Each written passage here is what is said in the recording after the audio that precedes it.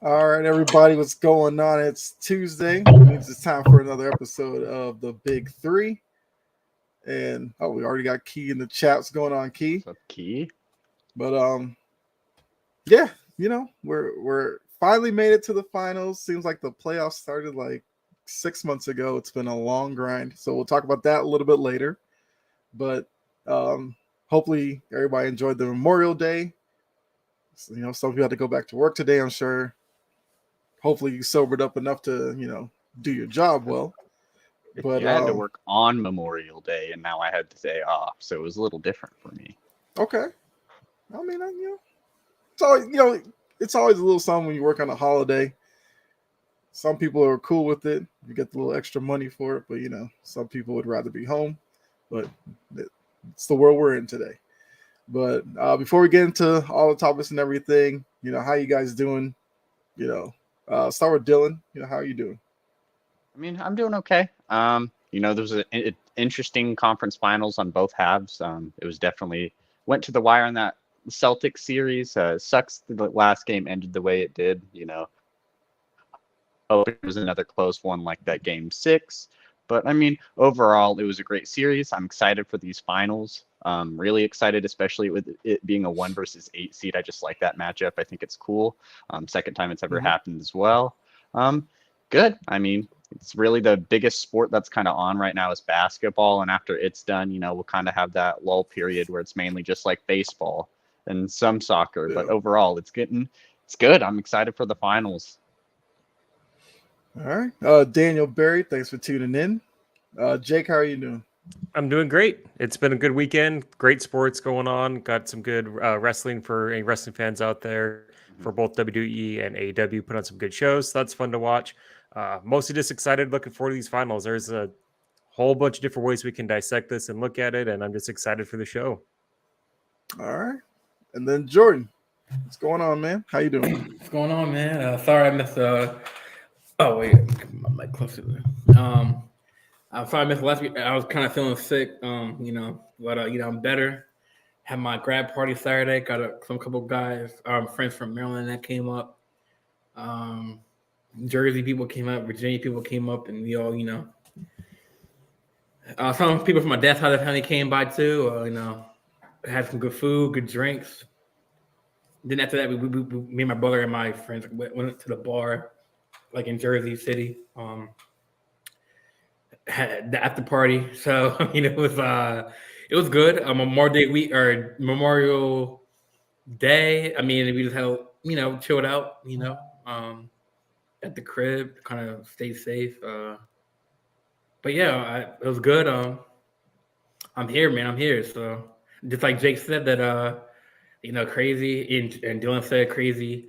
Conference finals on both sides, Western and Eastern Conference. Jory. I'm ready to dissect. What's going on, Jory? What's going on, Jory? I'm ready to dissect the finals. I can't wait to dissect my my tweet that I put out on my main page because I got a lot of people talking about the final. I got like 9,000 views and on my tweet, and then a couple. I'll get into that once we get to the finals, but it's blowing up. So on both sides of the spectrum, on Nuggets and Heat side. But what I said wasn't even that out of this world. So we'll be the judge of that. Some Nuggets fans, the fake Nuggets fans. Kyle, was it out of this world? Was it a little wild? No, I don't think he followed my main page. It wasn't on my podcast page. It was my maybe he followed my Twitter. I do. I probably missed it. But yeah, I mean, I'll read it to y'all once we get into that. But it's still blowing up. So, all right. Well, there you go, chat. You gotta stick around for that one because Jordan has a way of, I guess, getting the people talking. So, we'll, like you said, we'll save that for later. Talk about the NBA playoffs, finals matchup and everything. But haven't actually talked baseball in a little bit, and there was kind of an interesting development this past week. Yep. The Oakland A's. It's been a long fight between the A's and the city of Oakland in terms of the stadium and everything like that. Well, it looks like the A's are on their way to Vegas. And actually, let me share this with y'all. Is it official yet? Or I believe the deal is kind of there and the owners have to vote on it. I know. Well, it's my understanding. I read an article saying that the mayor, I think it's a woman, she's not pleased with how it went through. Because they're putting it on a strip where if you're gonna be in Vegas, where else you want to be? If you don't like it, you should have done something better with the franchise when it was there. You should have been pushing for ownership to do something, Mayor. No. I'm saying the mayor of Vegas. Oh, the mayor of Vegas is complaining. Doesn't like that it's on the strip. Or it didn't go through her or whatever, or she wasn't. I mean, I gotta read the article. There was something where she didn't really. When she sees how much money it will make, well, you gotta have a good team, hopefully too. Right. Then. I heard it's supposed to be done in 2028, so they still have time to get it done. So, or get it built.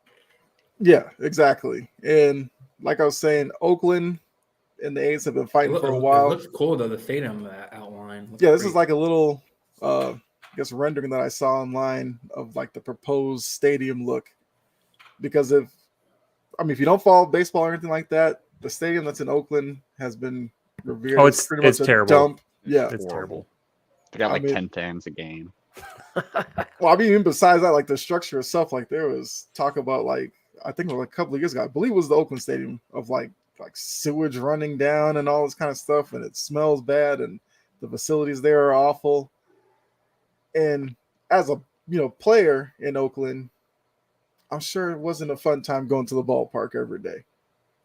Probably not. Plus, the team isn't that good, so that's even worse. But I guess get your guys' initial thoughts. Comment on the stadium or the move, or you think it's good for baseball because we know Vegas is a hot market for sports right now. So, any thoughts you guys have about the A's moving to Vegas? I like it. Obviously what was happening in Oakland wasn't working out. It wasn't a hot free agent destination. The stadium was bad. Nobody was going there. At least with Vegas, you'll already have a better stadium. I'm not sure how much it said they were going to put into it, but it was anywhere between 500 million and to $1 billion, which is still probably a lot more worth than whatever stadium they were in now. I heard it was 280 to and then 30,000 plus seats, I think. Yeah. Around that. Yeah. But it's gonna hopefully become a bigger free agent destination because at the end of the day, it's still gonna be the same Oakland team.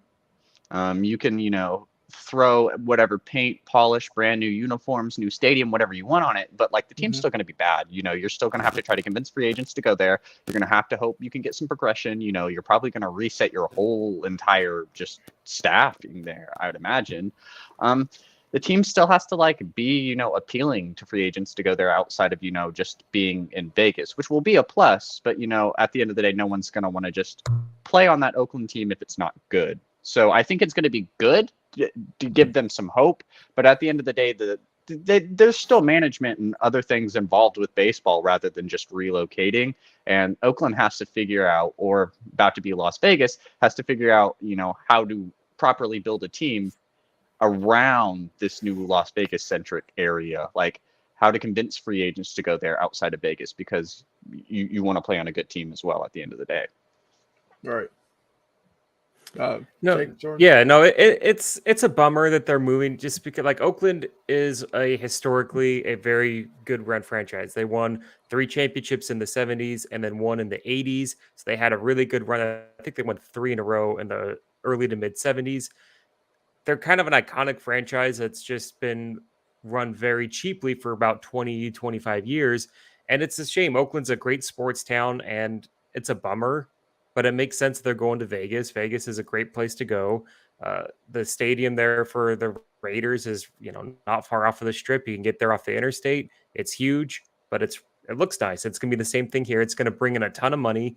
And, to Dylan's point, I think Oakland can recover pretty quickly because they've been preparing for this move for a while. And by doing so, they've been getting rid of their top players, trying to get younger prospects, draft picks, things like that. So they could kind of, it's really shady too. Like they could kind of pitch it like they put it on a bad team so that people don't attend, so that it's easier for them to make this move, that's going to eventually generate more money for them to go. So I think they'll be fine once they make the move. It is kind of a bummer just because this has been a pretty good franchise. There's lots of really cool moments. There's a whole big Moneyball thing that kind of spawned from that as well that people are big fans of, but not surprising. Like when I heard once the Raiders moved, I figured it was only a matter of time before this happened, and so I'm not surprised in the least bit. Yeah. Yeah, I mean, Oh, yeah, I was gonna say, like Jay said, it was a move, that was in the works for years. I mean, yeah, I do like the fact that, I don't know if y'all been to Vegas, but like it is hot. So having that like retractable roof will really help fans kind of stay there, because people don't want to burn up watching the game. It looks like it's covering up half the stadium, and then the other side, like where the home run, they might catch a little sun, depending on where the sun is at. But I like it. I mean, they had the Raiders there. They had the UFC fights. I'm curious to see how, like, once the stadium's built, how that traffic's gonna be, because say like the A's, or say whatever they name their team, like Las Vegas A's or whatever, they have a game on Saturday, a home game on Saturday. They have a UFC event. That's gonna be a lot of traffic. But then again, there's more money. And plus, I talked to Jake Silva in our group. He's in Vegas. They're doing this big ass like sphere looking thing that for like concerts. So that's gonna be like that. It's like a big old ball, like that's gonna be on the strip. So for people who don't want to attend the concert, they'll have like the concert like outside of the sphere. It's like an inside stadium, but like on the outside, it's the audio is gonna be able to for fans can hear the concert without being there in the stadium. So I mean, Vegas is they're currently working on that right now, I believe. And I read the article saying this stadium gonna be, if it's the actual stadium, it'll be built in 2028. But like Jake said, a good franchise. I mean, they had a few good players like Coco Crisp. They had Matt Chapman. I mean, I think they still do have him, right? Or he's on early. Chapman's in Toronto, right? Yeah. I mean, but they had good players. They just, like we all said, that stadium's kind of like bad looking. It's kind of like old rundown. But yeah, Vegas is. I mean, people bet there too, so that's another thing that's that people are probably excited for. But now it's going to be about marketing. Once they get there, it's about how to market, how to drive players there, how to build a staff, and I heard it's going to create like 30,000+ jobs. So I mean, people can start applying, in a couple years. So that people who don't have a job, they can work at the stadium.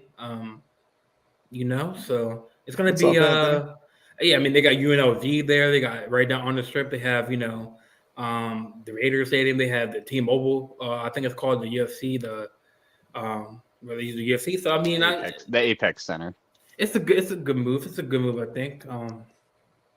Yeah, I like it. I like it. No, financially, it's a great move. And as far as the traffic Yeah. goes for Vegas, Vegas always has traffic. There's always construction in Vegas. Yeah, Like yeah. they're always building, and there's always going to be traffic, and there's lots of foot traffic. So it's something that Vegas won't be prepared for because they're used to it from people just coming in for any number of reasons, for any number of events that are there. Yeah. Yeah. As Anthony put, Vegas is going to be the biggest spot for sports. I mean, that's clearly what they're going for. Jordan, you did mention the Raiders being there as well. And remember, the Raiders were playing in that stadium, which was the same with the Coliseum, where you had the baseball diamond in the middle of the field. It always looked terrible watching Raider games on TV. That definitely led to them leaving. So Oakland, I mean, they kind of got to step it up with sports teams. I mean, I think at this point, where did the Warriors move? They lost the Warriors went to San Francisco, so they've lost all three teams as far as teams that are in the city. With the stadium being in their city, they've lost their three big teams, and that's a shame because Oakland has wonderful, rabid, intense fans, and they've either gone to Vegas or to San Francisco. Yeah. I mean, it's unfortunate because, I mean, you don't like to see like a city lose every team like that, but at least the Raiders and the A's, like them lose it like that either. Right. Yeah, Like, Raiders fans were always great. Didn't the Oakland Stadium didn't they have like a jail underground at the old stadium? Like they had like an old like jail, like so people were acting up. They had them. They took them down to like the they had old that. stadium. So did Philly. Like several places do, or for rowdy fans, because the Oakland Raiders had that black hole section for the fan base and everything. Yeah. So a lot of like they've had like a lot of good memories. Where that happened in Oakland. I forgot that the football team played like on the baseball field. Yeah, it looked like terrible. It looked like crap. It was awful. Didn't LA do that the same thing? And like we're back in the Rams, LA Rams. Lots of teams shared back in the day before, and it always looked like garbage. It always looked bad. Yeah, but luckily now most sports teams are getting sports specific stadiums. There's still a few that do share, because I for Boston, the Celtics and the Bruins share an arena. But that's different though. Yeah, because hockey and basketball, you can kind of get away with that. You just pick up the floor and you have the ice. It's not where you have to worry about, like, I remember there was one game where the kicker was kicking where the home mound, where the pitcher's mound was, and the turf was different there, and it caused him to like slip his footing. Yeah. This was 20 some odd years ago. With basketball and hockey, that's completely different. That's like saying that it's weird for a basketball arena to host concerts because they're multi-purpose venues. A football stadium should be for football, and a baseball field should be for baseball. Don't share that garbage. Yeah, definitely agree with that. Anthony also put Ravens have a jail under their stadium. I feel like every stadium does. Probably. But I think like the Oakland Raiders jail was like really known, like that was the OG jail. Because I remember in Vegas, I was at some store in Vegas, and like the owner of the store was like, yeah, that jail used to be crazy. Like people be, but that was the original, first. I guess they even have a jail, but yeah, I think every team has a jail. People act up, Yeah, I mean, Black Hole, you see them like every Sunday. Like those fans are just rowdy. So a lot of stuff would be going down on that end of the stadium. But I was actually looking up like the A's record from their past few seasons. Like they've actually had some pretty good teams. Yeah, it's just unfortunate that like last year they were 60-102 and it looked awful. Oh man, this year they're 11-45 and 60 wins might be a pipe dream this year.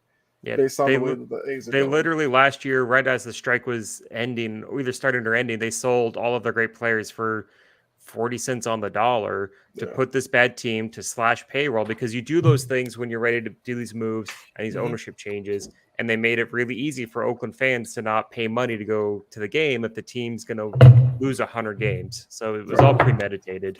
Like what's the record right now? Like 11-45. Oh my god, it's pretty terrible. Yeah, and like looking at their roster, probably the biggest name on their team is Ramon Laureano. I don't even know that's a big name necessarily, but he's probably the biggest name on the. Come on, don't be dissing people's team like that. For I Oakland mean, fans look, around here, man. But this team is just. I don't even see how they get to 50 wins with this group. Yeah, And- it's rough for them. Right. And, for those of you who might have seen Major League, like this is literally the plot to that movie. Get the team bad enough to move, and Oakland got it done, and now they're going to Vegas. Well, I think the Yankees comment. I think that's why they had the retractable roof to protect the sun. Yeah, Anthony, they'll have some way Yeah. to mitigate that because the Vegas summers are brutal, and they'll probably I try and just feel bad schedule. for people like in like the home run territory because they don't have no roof. Well, this is just a rent. This isn't the Right. final design, too. So we Oh, don't know. yeah, This is, true. and they're trying to sell the skyline for Vegas, which is a very nice skyline. Yeah. I think also when they get into like July and August, the real hot months, they're going to try and have their home games be more late games as opposed to early afternoon. That's true, Because that's true. if you And go it's down still to, kind like- of hot up there, yeah. But it's yeah, not but it's as hot it's during the day. nice. Like when you go to Yeah. Vegas in the summer at night, and it's like a cool like 85, but it's dark out. It's nice. It's really it's got Yeah. this cool summer vibe to it that could be really fun to go to a ball But game. the air is like you feel like It is super dry, It's like but- dry, yeah. But what you don't want is you don't want an open stadium when it's 105 at 2 in the afternoon. Yeah, And they know true. that, and they're going to find some way Yeah. to mitigate that because every stadium does that. The Diamondbacks do that in Arizona, and it's just as hot there as it I'm is in surprised Vegas. they don't do like their final thought or their final like it would be like a dome. Like having air conditioning. Domes just aren't as popular for sports anymore. Like they don't look as nice. And they're probably a lot more expensive as well. They're very expensive, and you especially for like for baseball, you want to have, and if it's a nice day out, you want to incorporate the nice weather, and especially if the A's get into October baseball, Vegas is wonderful in late September and October for weather as well. Beautiful weather. Yeah, I was there like August like of 2021 or something. Yeah, it was nice. Okay. Yeah. So we'll see in a few years what the Vegas A's look like, or if they'll change the name to kind of just start completely fresh. But Vegas Crusaders or something like that. I don't know. part of I mean, me I thinks feel like they'll they probably should keep change the it. A's. I think. You think they'll change it? I don't know. If you're going to change locations, why not change the name? But I get having the history there. It's just you're already moving it. But I guess the Raiders didn't change their name, so fair enough. Right. Yeah. All right. Las Vegas Athletics doesn't make like Las Vegas Athletics. I don't know. Hey, if they win, people won't care. Yeah. So if they stink, then they'll be like, "Oh, it's the same bad name from Oakland." Move them somewhere else. All right. So next topic. Hold on a second. Trying to change the image real quick. There we go. Yeehaw. So, D-Hop. This kind of was done a little bit quickly, like over the weekend or before. What was it, like Thursday or Friday? Nice little news dump. The Cardinals released DeAndre Hopkins. We know that's been tumultuous not only for Hopkins, but Cardinals fans, Kyler Murray, all around. It's just one big dumpster fire, which I believe we've used on this show a few times. And now that DeAndre Hopkins is out there, he's available as a free agent. Well, I guess we'll talk about what teams he might go to in a little bit, but what do you think this kind of shows for the Cardinals in general? Like, DeAndre Hopkins was one of the reasons that probably fans went to the stadium to watch them play. And now that he's gone, it's like, it's Kyler Murray and who else? And I'm sure Kyler Murray's probably split that fan base with as polarizing as he is. But you think this is a good move for, well, I guess I'll say, do you see any way that this could be good for the Cardinals? Before anyone answers, I'd also want to add in that as far as for the fan base going in, Kyler Murray's not even going to be playing it until midway through the season. Keep that in mind as well. I'll let someone else hop on first, but throw that nugget in there that it's going to be a hard team to watch. Yeah, He's not healthy yet. No, he tore his ACL in like November. He won't be ready at the start of the year. remember I saw somewhere on Twitter, like somebody was showing what their offense could look like week Yeah, one. it's like Colt and it's McCoy, James brutal. Conner, Rondale Moore, Trey McBride, because Zach Ertz will still be out as well, and Marquise Brown. That's bad. It's rough. Yeah, I don't know any other receivers except for Hollywood Brown. Rondale Moore. Hollywood decided to go there. Rondale Moore. I feel no sympathy for Hollywood Brown, man. That's where he wanted to go. There goes that Ravens blood. That's true. I mean, I don't feel any sympathy for him. That's his choice. And now he's screwed. With no quarterback halfway through the season. D Hop is gone. That's his fault. His loss. I mean, but yeah. So I guess anything about what the Cardinals got going on, or I mean, well, I think he's now officially a free agent. He got free agent at 4 p.m. today, I think. So he's officially, he's able to pick the team he wants to go to. He laid out a list of a good, solid organization, a good quarterback who loves the game. That's saying something because obviously Kyler Murray, he's a Call of Duty guy. He plays Call of Duty and Xbox, and I mean, at one point they had to put a contract or thing. I don't think that is much. I think people are still overlooking that a little bit. I mean, but that's still like kind of. I feel like that was a problem last season. I don't feel like it's a problem this season. Hey, who knows? I don't know what he's doing. He's kind of private with his life. I haven't seen him on social media like that. So who knows what he's doing? But probably playing Call of Duty during his rehab. But I mean, we saw the video of was it Gannon, the new coach, when he showed up there, and I guess him and Kyler Murray meeting for the first time. I mean, I know for the Cardinals, they gotta hope the new coach kind of brings new life into the team. I still probably would have preferred Flores going there, but we know Flores didn't want the job, probably for a good reason. Yep. But now Gannon's got to deal with a quarterback coming off an ACL injury, questions about maturity with him, dedication, the team around him is, diminishing seemingly daily. It's going to be a tough job for Gannon next year for sure, especially without Kyler Murray. And, hopefully with that front office there, they don't try to do what they did with like Steve Wilkes, where he had the 1 year and he was gone. Now, obviously, Gannon seems like more of a prize than Wilkes was when he was signed to coach there. But yeah, like you said, Jake, it's going to be rough for the Cardinals next year. It's going to be really bad. It feels like I don't know why they wouldn't be able to trade him, even if it was for like a 5th round pick, like even if it was just for literally just one pick that's a day 3 pick. Having him leave, like I think it was Anthony put in the chat that they had to cut him for against a cap hit. Yeah, it's like $23 million. It's not even like the money's bad, but it's also like it just looks bad for the franchise that D-Hop is in the situation. Because remember, rewind, I think what was it? Was it the 2019 season? D-Hop got traded from Houston to Arizona, and everybody just took a giant dump on Houston for why would you trade a top 5 wide receiver to Arizona and get nothing in return? And Hopkins was amazing. He had some awesome games. He had that one fantastic catch against, I think it was against Buffalo, where you're just how do you do that? He is still amazing. He has great hands. He seems like height too, like 6'1". And by all accounts, a good dude, a guy that's going to be good in the locker room.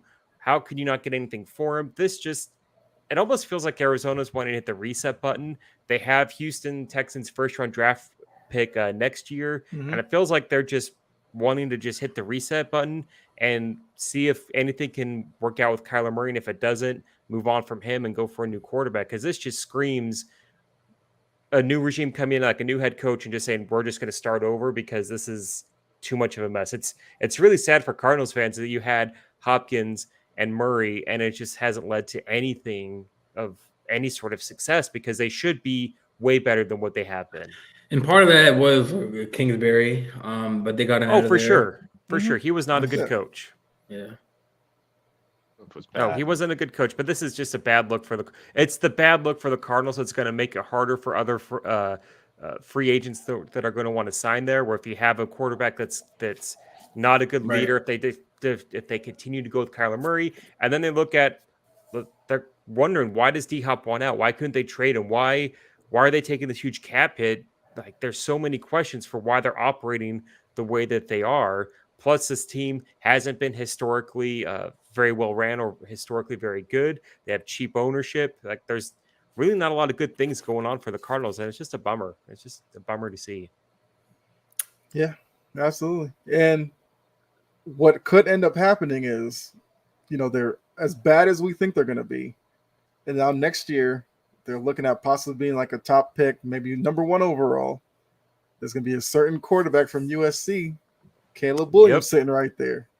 And you have.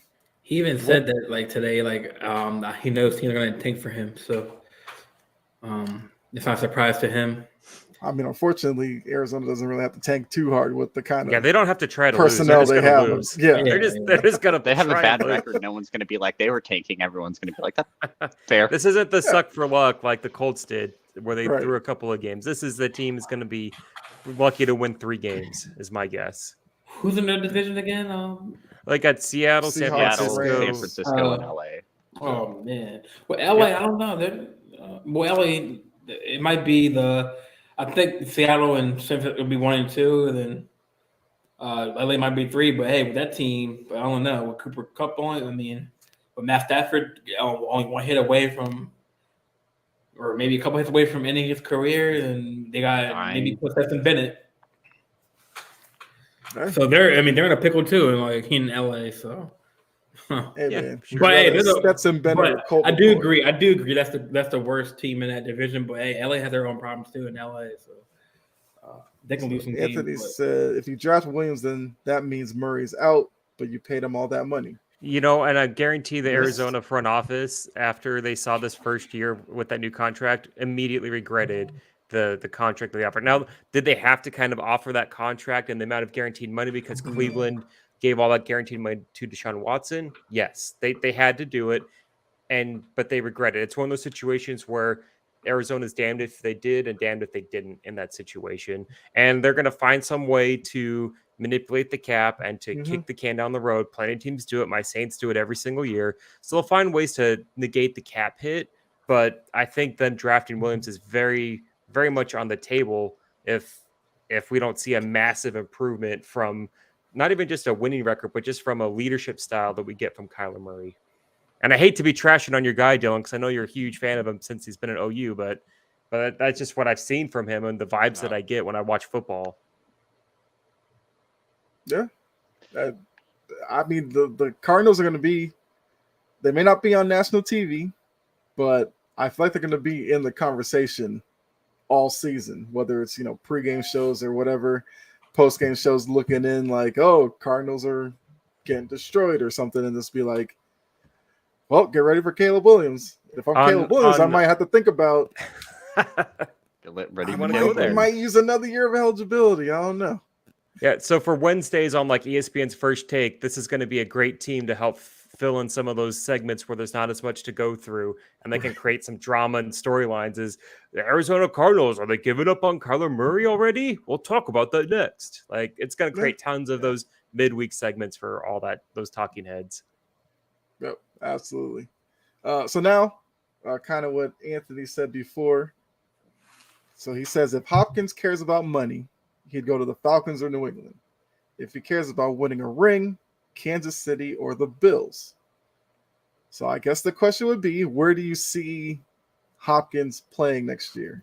If you don't have an answer for that, I guess where do you think would be the best fit? We'll just throw with that out there. I mean, he's on that podcast. He's listed as QBs he wanted to play for. I mean, the current list: Chargers, Herbert, Hurst, Lamar. Was it Buffalo? I think too. Like 5 teams. But there could be a sleeper team out there. But I don't. Do the Bills and Chiefs have had the money to get him? Jake just said, if you need to create money, you will find a way to do it. There's some guys who make some money on the team that will be like, hey, I'll take a little bit less, to get D-Hop on the team. Convert that into a signing bonus. That's fine. You can convert that. I guess it's being a homer, but I mean, it was true that before we got Odell, like we wanted to get D-Hop. I know they backed off the deal back in the day, but I heard that Odell is kind of on that recruiting, and they've been working out in Florida and stuff. So, But I think it's come down to the Bills, Chiefs, and Ravens. I think they're top three. Because Ravens, they can restructure some contracts. Marlon Humphrey can restructure his deal, and we can work something out. As a Ravens fan, I do want him in because that would be kind of like good to kind of like take off the pressure of Odell Beckham. A little bit, have him on the other side. He can still be a deep threat receiver, but now the way he can be like block, he can and he wants to play with. He's praised Lamar. He said, hey, I don't know what the girl's name is from the podcast, but she was like, hey, if you get the opportunity to play with Lamar, would you? He's like, hell yeah. So I think it's Chiefs, Bills, and I doubt he'd openly say, no, I'm not playing with that guy. But no, he wants to appease as many people as he can. I know, but I think he's sincerely, even Pac-Man Jones, like he's close friends with. He even says, hey, like, he loves Lamar, like, I think those top three are the Bills, Chiefs, and Ravens. In my opinion, for teams that are kind of like in the arms race. Okay. So what's your prediction? All... Where do you think he is next year? Yeah, where do you think? Or are you asking me? Yeah, where do you think he goes if you have to pick one? I think he's going to Baltimore, man. Oh, shocker. Okay. Bills don't need him. They have Stephon Diggs and freaking Gabe Davis. Gabe Davis look how many Super Bowls that's got him. Yeah. Still, appearances that's got him. He still got Diggs, man. He's good. No, you need a second receiver to help him. You have Odell. You hyped him up so much. You have Odell. I'm you got Zay Flowers. I know, but adding D-Hop to the receiving room is like you said. So add D-Hop to Buffalo. The Bills receiving room makes sense. No, come to the Ravens, man. If you want to win a Super Bowl, with a good defense, come on. So if he wants a Super Bowl, why would he go to Baltimore? When he could go to the Chiefs or Bills, who have more playoff wins. I think the top three teams are Bills, Chiefs, and Ravens. That's the top three. They're in the arms race. Unless there's a sleeper team like we don't know about. But he goes to the quarterbacks he wants to play with 5 quarterbacks. So he has to. There's 2 teams that I could see being kind of a sleeper team, and I don't have that list on hand of the teams he said in that podcast, but I could see Dallas making a move here. This is a very Jerry Jones Dallas move where they're like, hey, come to Big D, put the star on. They have a great defense. Dax is, by all accounts, maybe not the greatest quarterback, but a great leader and a great person. They have some good players on that roster. And another team that kind of stuck in there is, what if Cleveland made a play for him? Mm-hmm. Their defense can improve.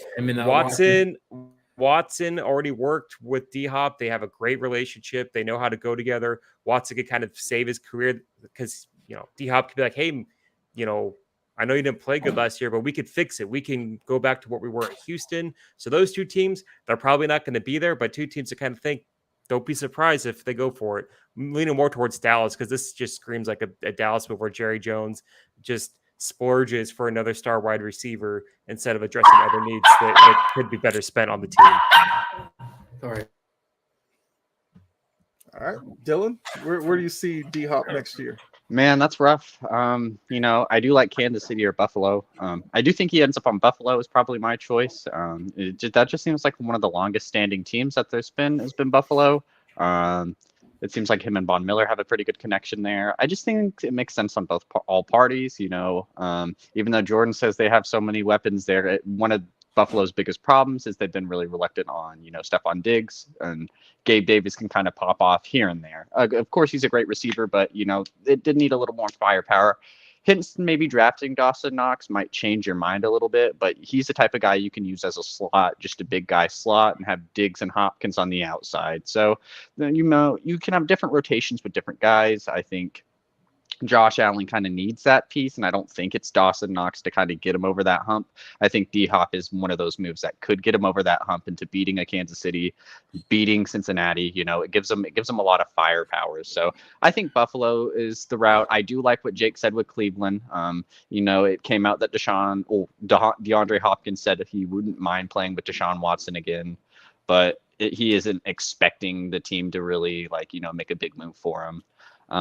It seems like it's going to really come down to a bidding war between Kansas City and Buffalo because it seems like those were the only 2 teams interested in trading for him. At least that's what came out. So I think either it's going to be one of those two teams, and they might have similar offers or close to the similar offers, but I think Buffalo takes the prize. Kansas City's not one of those teams that will like overpay on a guy. I don't think. It came out like Kadarius Toney's like their number one dude. I think if the budget gets too high, I feel like Buffalo will overpay on him, as Kansas City would kind of cool off because they'd just be like, we won a Super Bowl without D-Hop last year, so I think we feel confident we can do it again. Yeah. So Anthony has Hopkins been on a cold team? Can he handle the winter? I mean, going from the Texans to the Cardinals, yes, two warm weather cities. To be fair, the whole Buffalo team couldn't handle the winter in the playoffs. Right. Yeah. That's I true. I just read something that like an article on like I think ESPN or something like that. So like I saw a tweet. It was like so the Chiefs and Bills were the only teams to have substantive trade talks with Arizona, as was the case with Kansas City. Contract was the issue for Buffalo. KC made progress, but OBJ's deal, $15 million base, more or less, blew that progress up. So Ravens might have screwed both them teams up with Odell Beckham with that Overpaying on receiver. Odell. Huh? Overpaying on Odell. Hey, but maybe the Ravens, because Lamar said he wanted Odell and D-Hop, so I mean they can still somehow get him. So I wouldn't leave Ravens out of the race. So gonna overpay for Hopkins and OBJ? I mean, I wouldn't say overpay, but like if the money's right, the money's right. Overpay. And at the end of the day, the NFL players like D-Hop, it's all about the money, man. It's all about the money in the right place, the right destination. Yeah, but you can make money and win. Which is why Ravens, I don't think it's wait. So you saying the Ravens can't win? I'm saying because you said come to Baltimore, you can win a ring, and I'm like, if you want to win a ring, go to Kansas City. He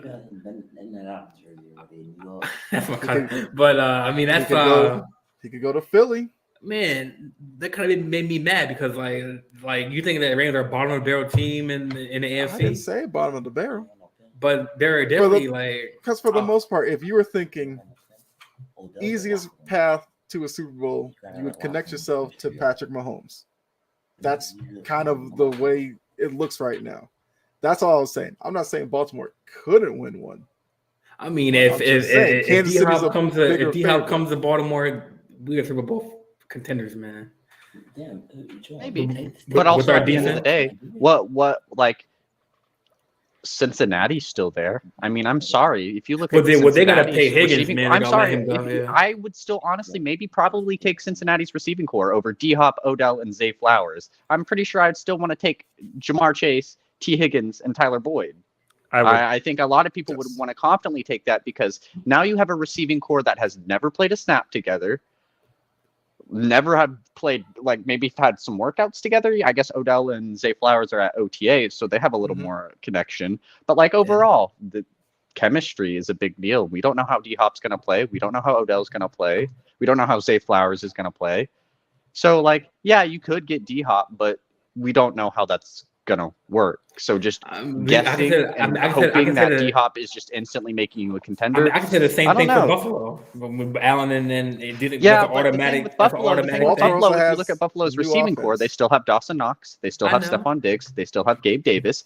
Adding D-Hop in there is not too crazy because D-Hop has to learn to what already Josh Allen knows with these guys, what Buffalo knows with these guys. With Lamar Jackson, Lamar's still learning what Odell's tendencies are. Lamar's learning Zay Flowers' tendencies, and Lamar's going to have to learn DeAndre Hopkins' tendencies. All Josh Allen has to learn is DeAndre Hopkins' tendencies, not everybody else's. That's a great point. That the wide receiver room in Baltimore, if you were to get D-Hop, is going to be completely different one year to the next, and that's a lot to learn. That's scary, man. D-Hop, Bateman, Odell, Enze, and you still got Andrews. That's a scary offense, man.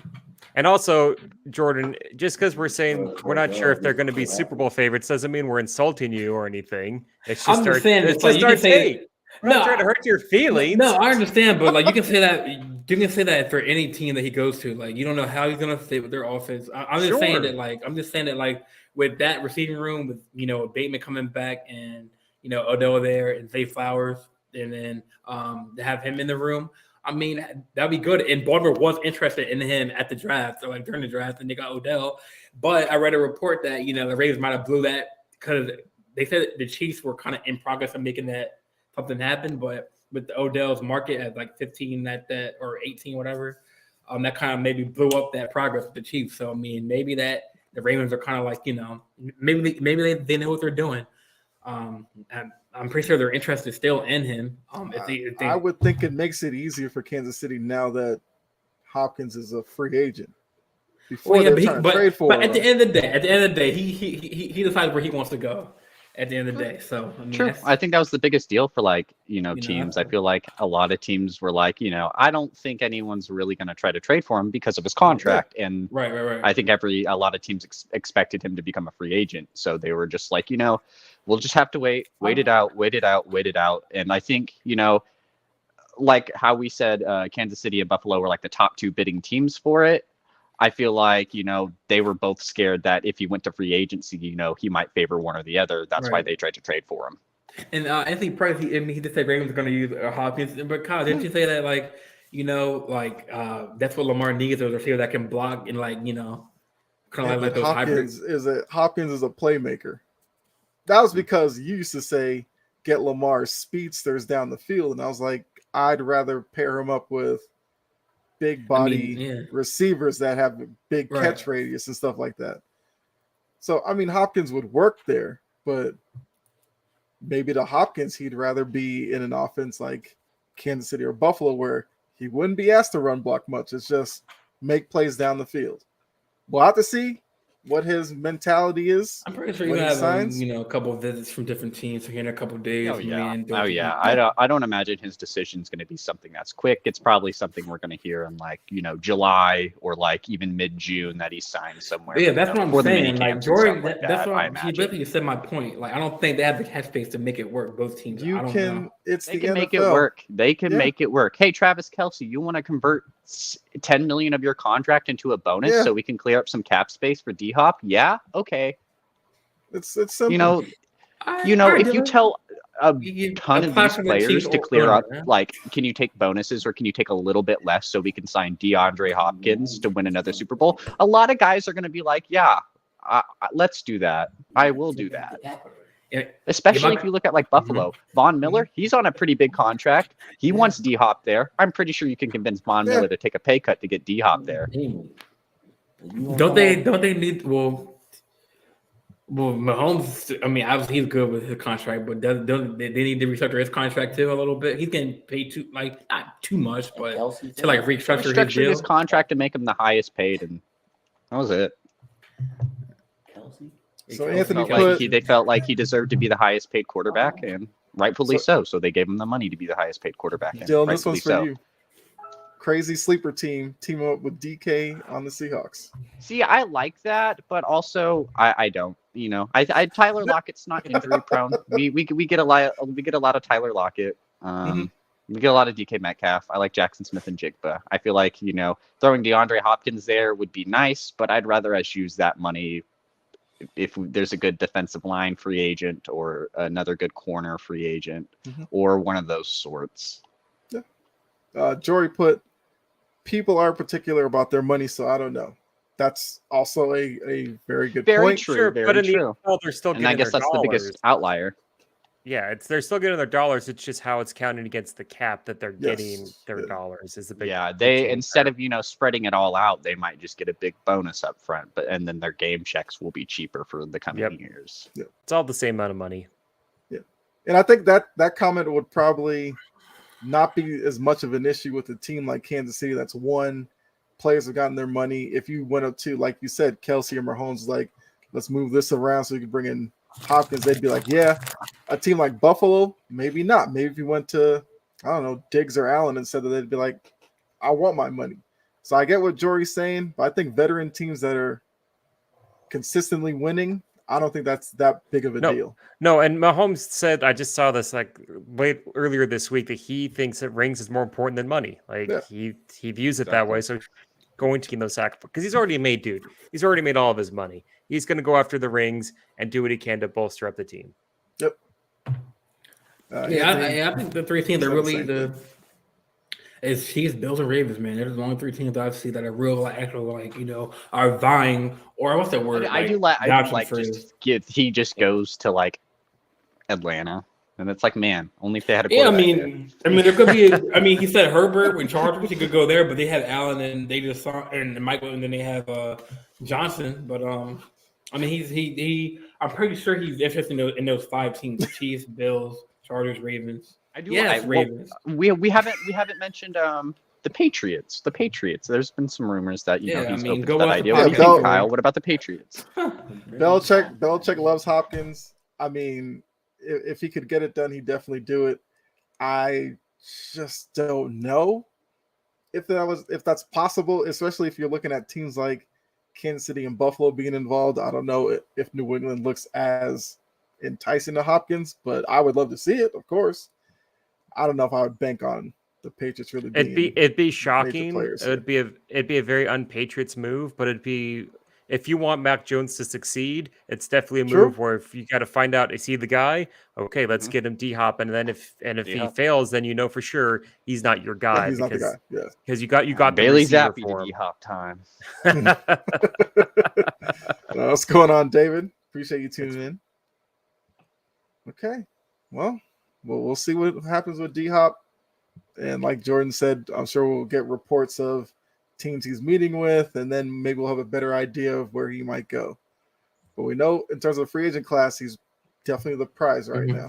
Yeah, but I'm pretty sure, like, that podcast was pretty recent, so I'm pretty sure that, like, if he is choosing, he wants to play with those quarterbacks on that list.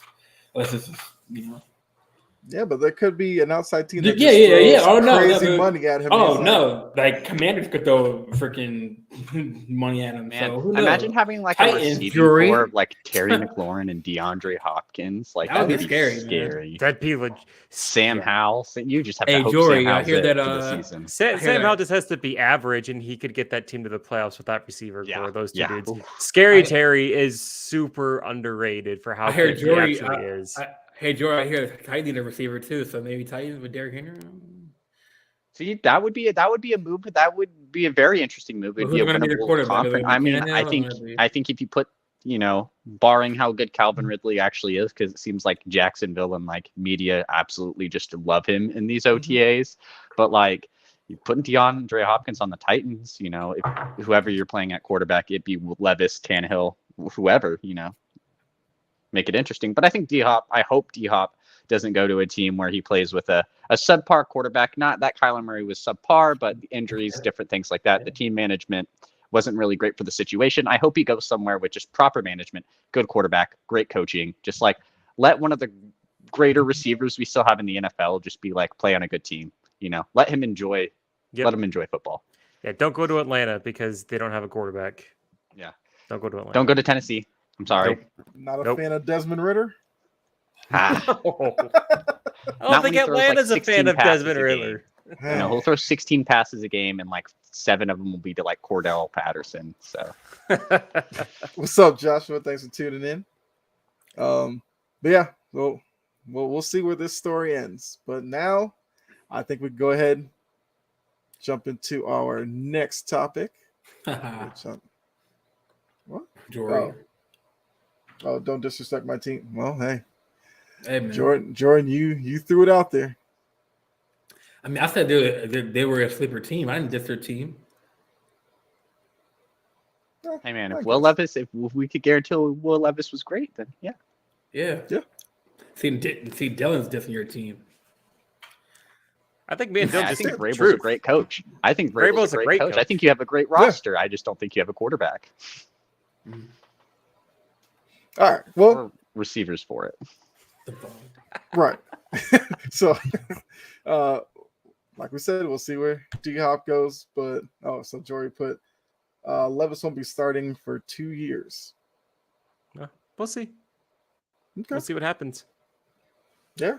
And luckily we've got training camp coming up soon, so we'll see those camp battles, and maybe he can surprise people. But if it is 2 years, then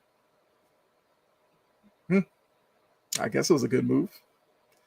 All right, to the NBA now. So last night we found out it's going to be Heat Nuggets after the Heat beat the Celtics in Game 7. the Nuggets have been sitting around seemingly like 2 weeks now Just waiting. after their sweep of the Lakers. The finals get started on Thursday. So looking at these two teams, I guess we'll start with the Heat. What do you think is going to be the biggest issue that the Heat will have going up against the Nuggets? Depth. Just depth Okay. versus depth. I mean, you're gonna have Tyler Hero back. Hopefully, I think it's by game 3. It's when he says he's aiming for a comeback. It's game 3. Yeah. So you're gonna probably have Tyler Hero back, which is good. You just need those dudes who've been popping off in the playoffs, like Caleb Martin. You need him to do good again. Because I think when you look at it roster by roster, I think the Nuggets do have a better roster on paper. I think their depth is more, at least I would say, versatile just overall. Absolutely. But getting Tyler Hero back does definitely change it a little bit. But I think just overall, you just got to have those dudes play. Gabe Vincent needs to play a great series again. You need Caleb Martin to play good. You need all these guys who, haven't been playing great in the regular season, who are kind of questionable pieces on this Miami Heat team that you're like, why are they still like here? Like, they've been playing good in the playoffs. So you still need that out of them. And then you just need Jimmy Butler to be Jimmy Butler. I feel like they definitely got a little nervous towards the end there of that Celtics series. I feel like they let their confidence kind of overshadow them a little bit, and they did play bad, and they did make it close, and they had an opportunity to be the first team ever to be swept from 3-0, but they been down on their mouthpiece, and came back. They just need to kind of have that same mentality. They can't let, if they go up 2 games on the Nuggets, they can't just be like, yep, this finals is ours. They need to be like, no, we have to win 2 more. Like, think of it as just an even series the whole time. Okay. So Jordan, Jacob, you think there's another issue besides depth? Yeah. Or you think For me, I think the biggest concern if I'm a Miami Heat fan or if I'm on the Heat is size and rebounding. That's my concern with the Miami Heat. And I like this Miami Heat team, and I've switched it because if you've heard me before, I've always said I really hate this Miami Heat team. Hated them last year, hate them all this season. Watching them this playoffs, they just kind of grew on me. It's like, it's really hard to hate a team where all these undrafted dudes keep stepping up and having these big moments, and they're playing like a team, and they're so well coached. I've kind of flipped the script on that, but my concern with them is they're not a very big team. They're not a great rebounding team. Boston did a lot of out rebounding. Even in games where Boston would be losing to the Heat, they would still out rebound Miami. Like, Bam's going to have his work cut out for him. Bam's a great player. I love Bam, but he's 6'9", and Jokic is tall. He's huge. He can rebound. He can pass. You're going to be seeing Kevin Love and Cody Zeller just going in to put minutes to try and wear him down, to try and slow him down. They're not going to be trying to score. They're just going to be bumping and trying to kind of grind him in there. And I don't think those are players you really trust a whole lot. Maybe Kevin Love a little bit, but not Zeller in a final series that you really want to see. So I worry about their size. They do seem to be kind of a hot and cold team because this season they were not this good 3-point shooting team. They just weren't. They were a terrible 3-point shooting team. It's really hard to expect them to maintain this 40-50% 3-point shooting range. But my big concern is the rebounding, because if Denver can control the boards, it's really hard for you to stick back and get into a game. Okay. So Jordan, do you see any other issues besides depth and real quick? size? Shout out to Kevin Love. 5 NBA playoff appearances, 5 finals. Shout out to Kevin Love. Yeah. I mean, quite the resume. Mm-hmm. I mean, I've been riding hard for Jimmy Butler, man. I mean, he's that dog, man. The playoff Jimmy is crazy. He kind of lured his team to the Eastern Conference Finals, and then passed the Eastern Conference Finals. He's, and plus they have a good coach. I think the only issue, I see, obviously, you have the depth. But you look at the depth. I mean, you have Caldwell Pope come off the bench. You have who else come off the bench for the Nuggets? Bruce Brown. Yeah, he's streaky. So I'm not really worried about the starting 5 as much as for Denver. I'm worried about their depth, other than Caldwell Pope, because they haven't really used Thomas Bryant. They haven't really used forget the other guy's name. I can't pronounce his last name right. He's a power forward center. But I mean, they have Zeller, they have Kevin Love. He can shoot, terrific perimeter shooter, but he can come off the bench, kind of like that Rory Hachimura, kind of like that role, come off the bench, provide that stretch big. I like how you compared Kevin Love to Rui Hachimura like that. I'm just saying, just for like extra shooting. Yeah, I mean, hey, didn't he start like Kevin Love like last game 3 or game 2? But I mean, yeah, they're getting Tyler Hero back, game 3 possibly. But yeah, I mean, you can't really sleep on Heat because I know they beat the Milwaukee Bucks, and I know people are going to say, "Oh, Giannis missed a game or 2." But nobody expected the Heat to beat the Bucks. Nobody expected that. Nobody expected them to, get this far. And they don't really care about the media, man. They care about inside locker room, coach. They're not focused with the outside noise. And they don't care what the doubters say. I mean, they said that, listen, the Heat had a 3% chance of making it to where they're at right now. Whoever bought into that ESPN poll, I mean, seriously. I mean, that was the biggest joke. They were in the sports. they were the 8th seed, so it's not like it doesn't matter though. Yeah, they're the 8th seed, but I don't think Boston nor Denver has ever taken them lightly as saying, "Oh, they're an 8th seed. We have a 97% chance of winning. Yeah. This is going to be easy," especially for Boston. Boston knows how good Miami is. They just played last year in the Eastern Conference Finals. It's more about just the fact that this team, roster-wise, doesn't match up to Denver, doesn't match up to Boston. Roster-wise, Boston had the better team. It's just that Miami played better. They were coached better. And they didn't last year. Better. He missed that like that deep shot, that deep 3, and then that's how they lost the game. But yeah, I mean, and they were the 1 seed last year. Yeah. Mm-hmm. So you can't no tell me in a 1 lightly. year instance in a conference finals they're going to be a 3% chance of winning. Nope. That whole ESPN thing was a joke. But then again, I mean, the odds were against them because their roster. Yes. That's why they're giving a 50% chance. No, I'm not disagreeing that the odds weren't against them. It's just the 97-3. It was laughable that ESPN actually put that out there. I mean, people had Boston in the final. I mean, I wanted a Boston Lakers finals, but I mean, people had Boston in the finals. Like they had them, beating obviously the Sixers. A lot of people had Boston in the finals, and they're the underdogs, but it's not to say that they're being overlooked at this point. And Denver is well coached. Mike Malone's a very good coach, and the two good coaches, man. I mean, Spoelstra has been there for like 14 seasons, 15 seasons. So there's a reason why he hasn't got fired from that job. He does a good job. No, he's probably, if you were to ask people, he's probably the best coach in the league right now, and no one's taking him lightly. It's just that 3% thing was garbage. Both of these teams have good players. They're stepping up. So it's just let me ask stylistically, you have to worry about the rebounding, in my opinion. So what percent would you? So before the playoffs, what percent would you give the Heat to make it far? What percentage? Oh, I didn't think they'd make it. That percentage was not early in the playoffs. That was the percentage at the conference finals. It was 97-3. I could see if you gave the Heat a 3% chance going into the playoffs. I'd probably I thought that's what it was.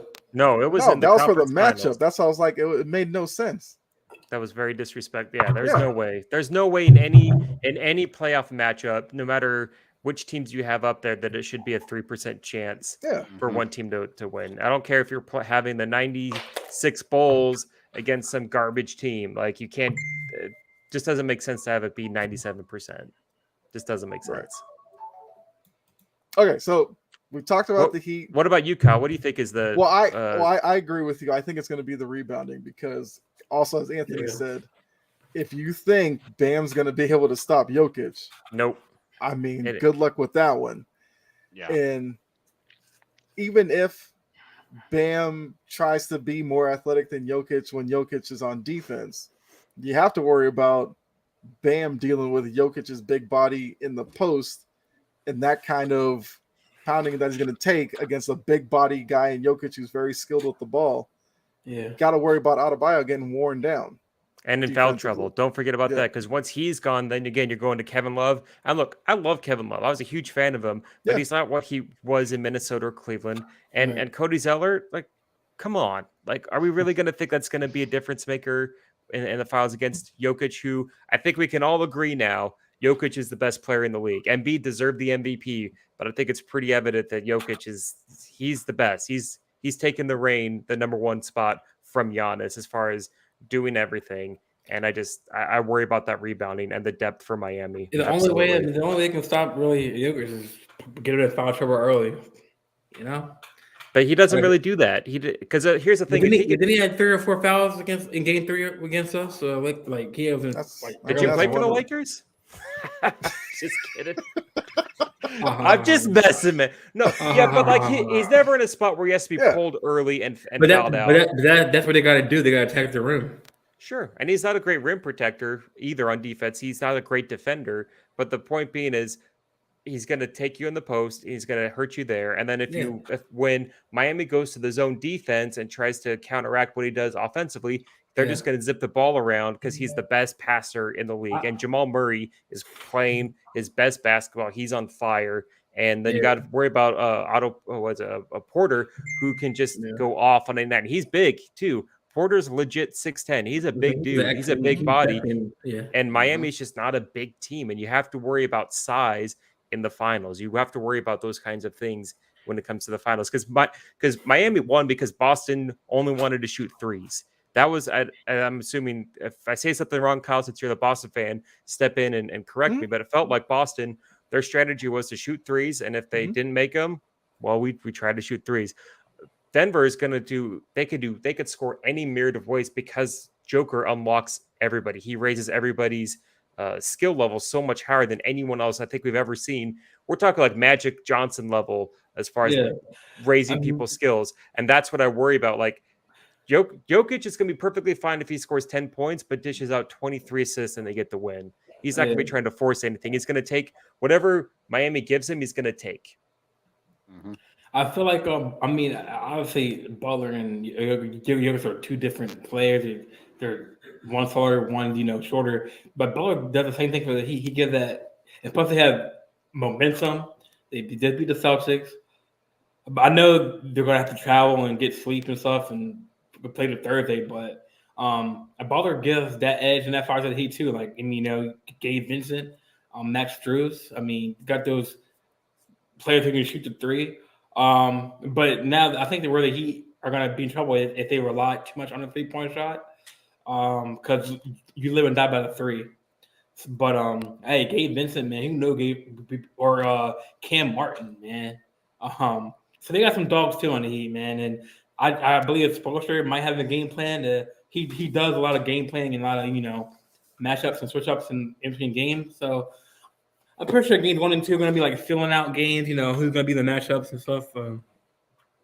But I'm interested to see what the matchups are going to be. Like what are they going to kind of?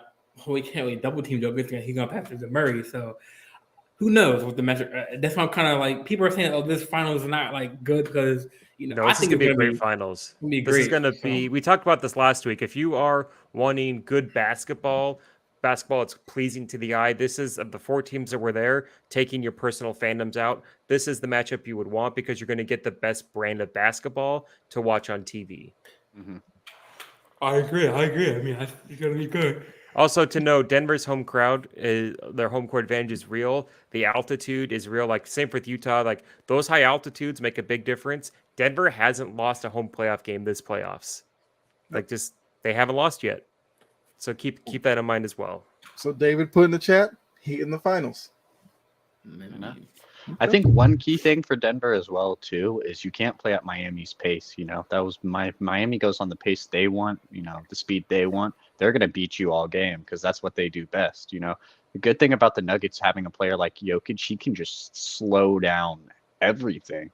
He can make the pass when he wants and it's the correct one. He can take the shot he wants and it's the correct one.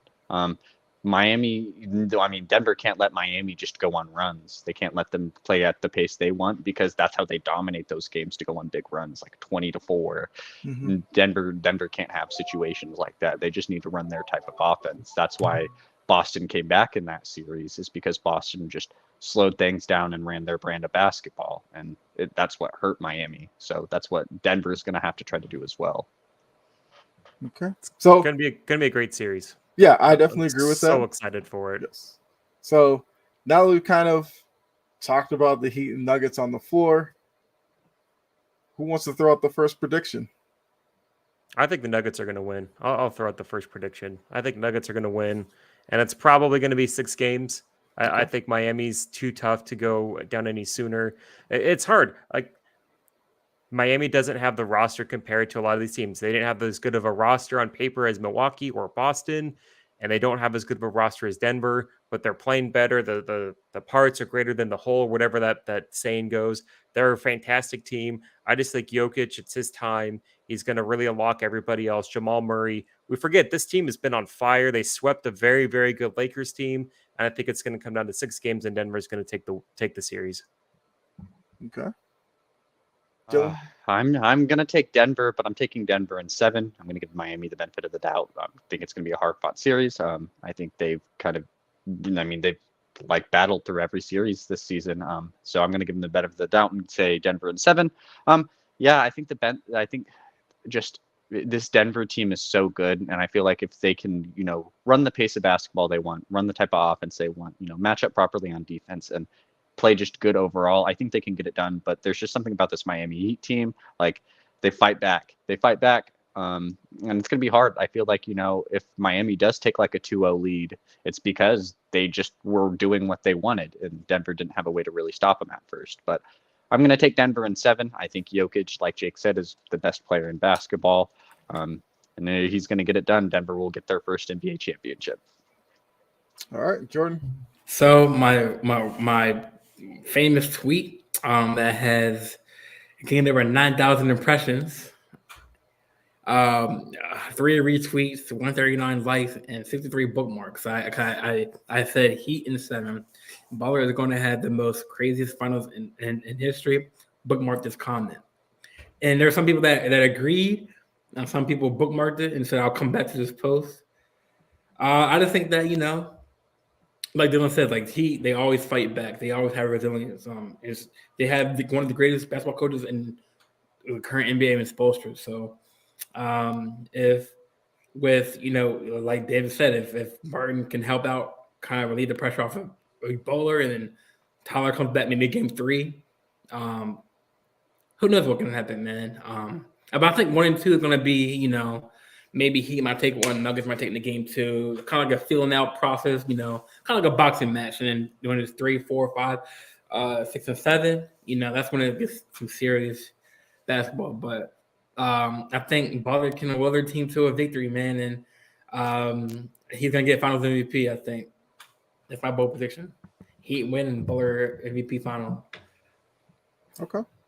Our final MVP. I will say Caleb Martin should have gotten the conference finals MVP, but I know the voting was close. It was 5-4, and yeah, it's close. I thought I think Butler should have got it, but if with Caleb Martin would have got it, I wouldn't have had any problem. If it'd been addressed that Martin announced Martin got it, Imagine looking at that at the gone for history books, like through the years of like Eastern Conference and Western Conference finals, you'll see like Caleb Martin, like Steph Curry, the big names, and it's just like Caleb Martin. It's like, oh, okay. Yeah. Yeah. Which would make sense for this Heat run as well, too, being an 8th seed. Absolutely. Yeah. Absolutely. But it's gonna be one hell of a finals to watch. Oh, it's man. gonna be I can't great. wait. Great basketball. All right, what's your And pick? I got Nuggets in 6. Nuggets in 6. And one thing I want to add in here for the record, when I'm talking about the Nuggets, like I really have changed my opinion on this Heat's team. I really like this team. Jimmy Butler is so fun to watch. His dog is awesome. His story is great. Spoelstra's, I think he's safe to say, best coach in the league. Bam's a great, like this Heat team.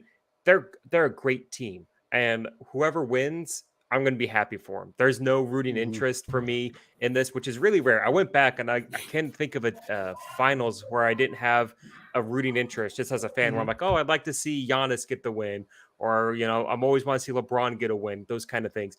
This is the first time where I'm like, man, whoever wins, I'm going to be happy.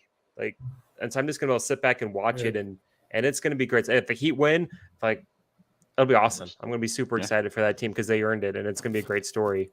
first 8th seed to ever do it, and then if the Nuggets win it, they would get their first championship. And First it franchise. Big for both solidifies franchises. Jokic as like, okay, when do we 2-time MVP, he champion, he'd probably get a finals MVP as well. If they win, you would assume because he's the best player.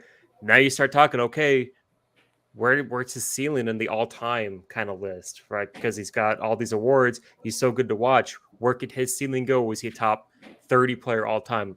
Like those conversations start to happen, and that's exciting to have because he's such a joy to watch play basketball. Yeah, there's a lot of storylines, Can he get there? Can Butler get his first ring? And I'd love to see Butler get a ring. It'd be so cool to see that play out. Absolutely. I can see the Heat winning the championship and Tyler Herro going to the club and getting turned. Like I can see that happening. Him and Cam Martin. Caleb. But hey, it's gonna be huh? Caleb Martin. Yeah. I thought it was Caleb Martin. It's gonna be a good one. But yeah, I have Heat in 7, and Butler getting the NBA Finals MVP. Since Jordan named his MVP, who's Jake and Dylan? Who will be your MVP for the finals? Since you both have the Nuggets. Jokic. Okay. Yeah, I'd probably say Jokic, but if I had to throw like a wild card out there, probably Jamal Murray. Yeah, it's one of those two dudes, but it's going to be Jokic, and I hope this series goes 7 games because there's nothing better than like a game 7 in an NBA Finals. Like I think the last game 7 we had was the Warriors Cavs in 2016.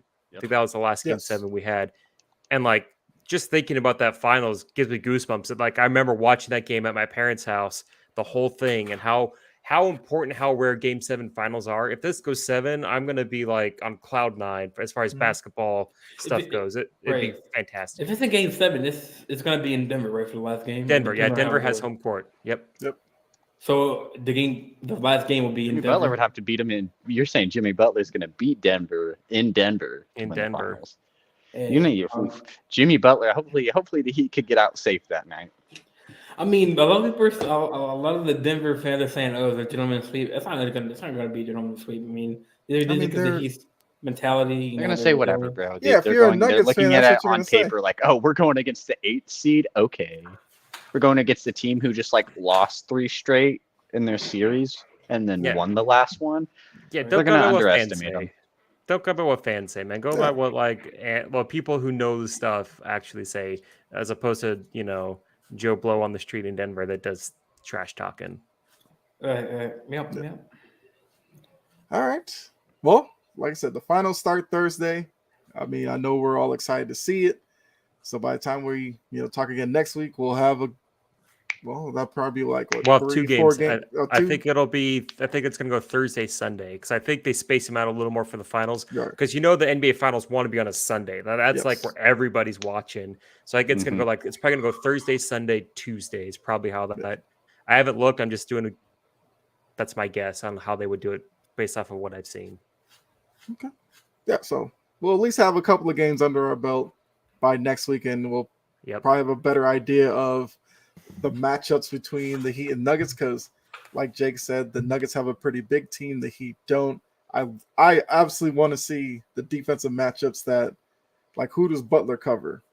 Bam, you assume will be on Jokic, but then Martin and Vincent, who do they cover? So be a nice little chess match between 2 really good coaches.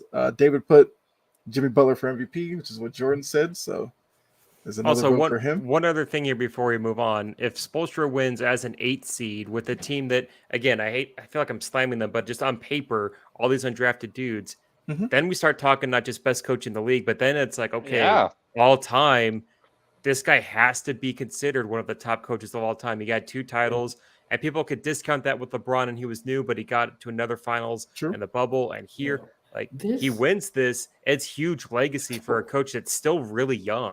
Right. Spoelstra came from like a video guy off the bench to freaking a guy on the bench. Coaches of all, potentially one of the best coaches of all time. It helps learning from Pat Riley. I want to be a sports reporter, and I know I don't want to be a basketball coach, but that if you want to look at his story, I had to build up in the ranks. Like, that's crazy. Being a video person, to be an assistant coach and be under Pat Riley, and then get to the coach and like obviously get LeBron and win those, but like to be in that conversation as like one of the greatest coaches of all time, possibly after this, that's like amazing for Spoelstra. And like and like I said earlier, like that speaks volume that he hasn't been fired from Miami because like he means so much to Miami, like like for what he's brought, and you can give credit to Pat Riley too because he built the right teams around Spoelstra.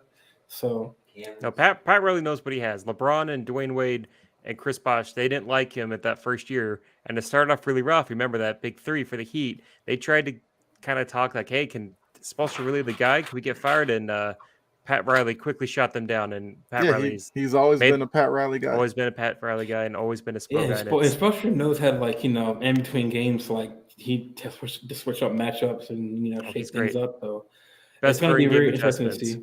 Yeah, yep. Very, very good with in-game. Yep, very, very good with that. So I can't wait. For the people who say, "Oh, it's gonna be a boring series," no. The more we're talking about it, the more I'm getting jazzed up for. Like I can't wait. Right, I can't wait. Thursday's gonna be an awesome day, man. I can't wait. Can't wait. Yeah. All right.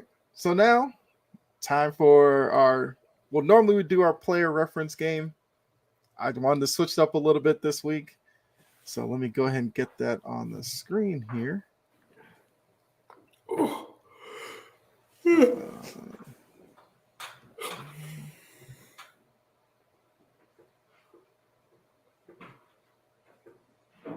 All right, here we go.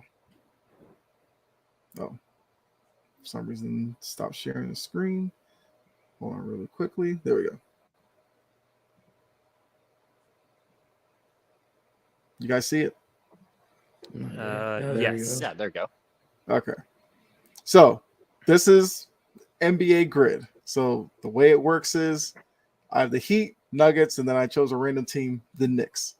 All you got to do is find a player that matches each one of these categories for each of the teams. Let's see if you could fill in every square on the grid. Yeah. So okay. whichever one of you wants to start. Denver Nuggets. Is there a Carmelo third row? Anthony. Because our heads might be cutting it off. Oh, there is. We might need to go to the left on there. Yeah, we gotta go to the. But I'll start easy. Like Denver Nuggets, Carmelo Anthony for the top 25 points 25 points. That's easy. Easy. I'll let someone else go so I don't just. So you said Carmelo for Denver, 25 points. Yes, Yep. That's an easy one.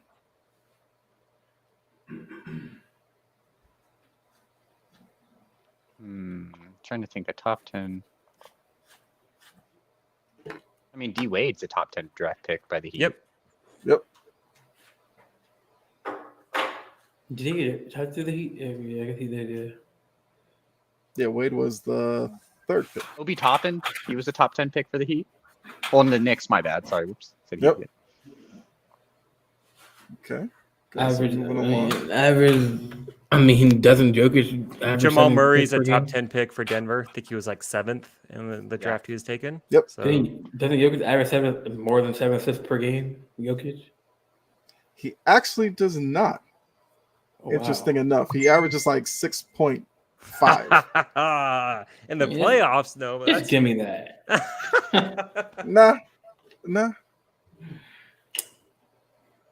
You gotta earn that. It's gotta be 7 at least. Oh man. Did Shaq average 25 with the Heat in one of his first years there with the Miami Heat? I'm assuming we can't duplicate players either on this list, right? No, if players match more than one, you get absolutely. Oh, then Dwayne Wade averaged more than 25 points with the Heat. He averaged 30, I think, in like 08.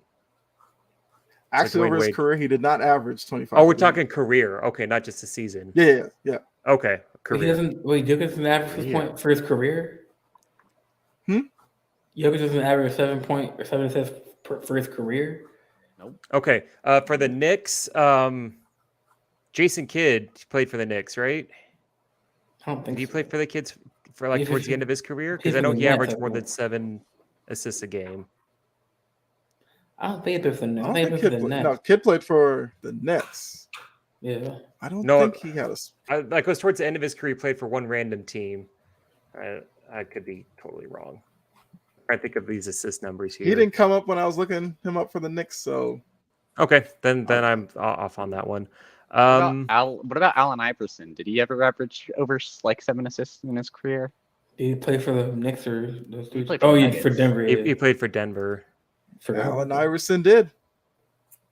Whoop. Wow, I never would have guessed that.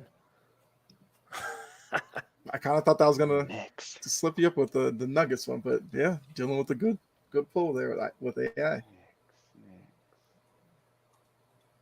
Uh, Oh, so is Wasn't- are they- LeBron James over 7 assists, or is he just under? Because I know his typical line is like the 27, 7, and 7 for the Heat. So LBJ was like right at 7. Okay. So yes, wasn't RJ Barrett a top 10 pick for the Knicks? I already got Already that. got that one. I said it'll be top. with Toppin. Did Ewing average over 25 points in his No, career? I think he was 20. Yeah, So Carmelo is 20. What's Carmelo's score? Is it 25 or is it below that? Well, if it's Carmelo was career, like we used him right for the at Nuggets. 25. Also, Yeah, I but just his looked up on span with the basketball Knicks. Yeah. Oh, his span Yeah. with the Knicks. Okay, so it's the number. Oh, okay, I see here. It's career with that team. Yes. So Okay. now you just need more than 7 assists with the Knicks and 25 a game with the Heat. I can think of this. Did Kyle Korver play for the Heat? I don't think so. I don't think so. No, Think so. I don't think Korver ever averaged 25 a game. No, he never did. He Yeah. never did. Did LeBron hit the 25 mark on the Heat? LeBron did. Okay, I feel weird using I the was same about to player. say something like, what about Glenn Rice? I don't know. So he just needs one more. Knicks 7 assists a game. Okay, I can think of this. Trying to think of Knicks guards that have been good historically, and that's kind of Walt Frazier? hard. Nope. I looked him up, and he's at like 6.1. Because that's a good guess. Because you would think it'd Yeah. be Walt Frazier, but it's not. Mm-hmm. Ooh, This is another one that might shock you if you find out. If you do get it right, it might be a surprising. And also, I decided to look just to see. Jason Kidd's last season was with the Knicks, but I mean, he didn't play very good, but he did play with the Knicks his last year. What about- So my mind was a little right as far as that goes. But J.R. again, Smith?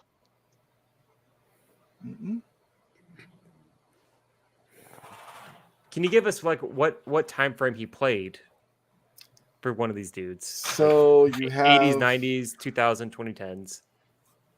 You have one that would be 90s. One would be, I believe, it was 2010s. For the Knicks? Or Yeah, the Knicks, because that's the one you need. Knicks more than 7 assists a game. So Mo chiming in Richardson. Nope, Richardson was not one. It wasn't Jeremy Lin by chance. Throwing out a name. That would be funny if that was. If that would've turned Baron out to be Davis? it. Mm-mm. wait, so you said they're in the 90s and the 2010s? Yeah, there's 2 players that would hit this. Yeah, there's 2 players that fit that Knicks square. They're pretty well known. I will say it's not like I'm some sure I'm random Knicks gonna player. hate it once I see it. Oh, is it? Did Starks ever hit it? Mm-mm. Okay, because that's the guy I was trying to think of with.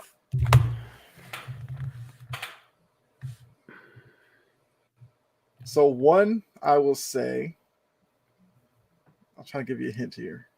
All right. One is somebody that's still very much prominent in the NBA. Okay. One is somebody who kind of made a name for themselves outside of the NBA as well. Some might say even bigger name for themselves outside the NBA. Oh. Mark Jackson. Mark Jackson did it. Duh, idiot. I don't think I would have got there. Who was the other one? Stephon Marbury. Oh, no way. Wow. That Wow. dude. He did it.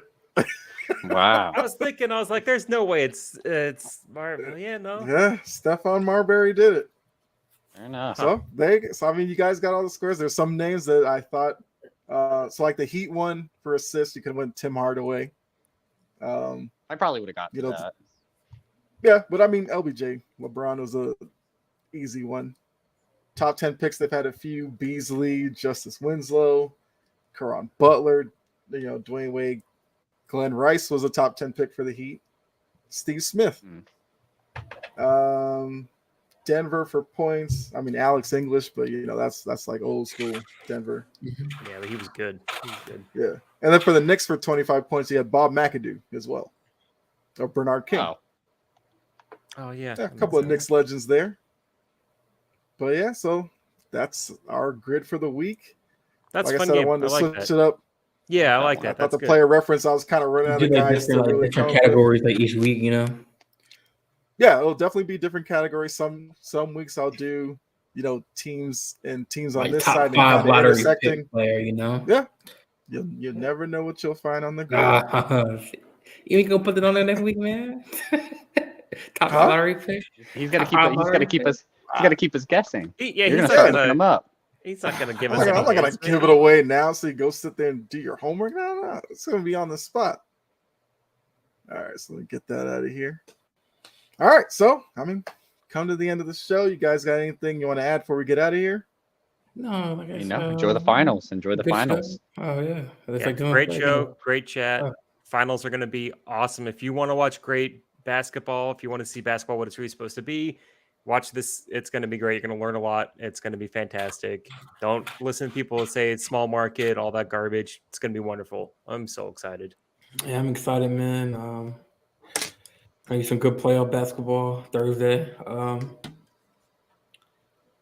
Let's get it, man. I can't wait. If you guys are UFC fans, the Ultimate Fighter starts tonight. I know it's 9 p.m. Eastern. It starts. That's the Conor What time is McGregor season. What Or time it's does it 10 come p.m. on? Eastern, one at the time. But it's the Conor McGregor Michael Chandler season, so that's going to be interesting. First episode tonight. I'm excited for it. Love the Okay. Ultimate Fighter.